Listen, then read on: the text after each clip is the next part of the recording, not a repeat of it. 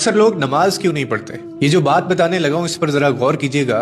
एक दोस्त ने अपनी नमाज शुरू करने की वजह बयान करते हुए कहा कि मैं बहुत आसानी से नमाजी बन गया। पूछा गया कैसे, तो बताने लगा कि एक दिन मैं क्लास में बैठा हुआ था और इस्लामियात का मजमून था। उस्ताद आए और सवाल किया कि आपके ख्याल में लोग नमाज क्यों नहीं पढ़ते।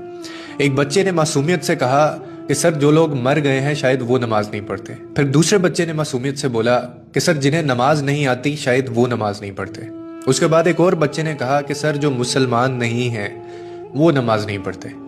फिर एक और तालिब इल्म उठा और कहने लगा कि जो लोग अल्लाह से नहीं डरते सर वो नमाज नहीं पढ़ते। वो कहने लगा मैं ये सब सुन रहा था कि अचानक मेरे दिल में एक सवाल उठा और मैंने खुद से कहा कि मैं तो जिंदा भी हूँ, मुझे नमाज भी आती है और मैं मुसलमान भी हूँ और मैं अपने रब से डरता भी हूँ, फिर मैं क्यों नमाज नहीं पढ़ता। कहने लगा मैं खुद ही अपने सामने खड़ा हो गया क्योंकि मेरे पास कोई जवाब नहीं था और मुझे खुद से घिन आ रही थी।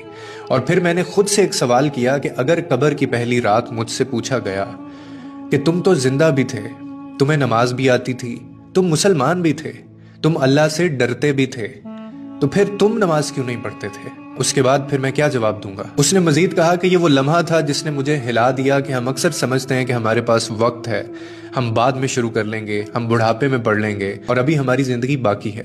मगर हकीकत ये है कि मौत किसी वक्त का ऐलान नहीं करती। अगर आप नमाज नहीं पढ़ते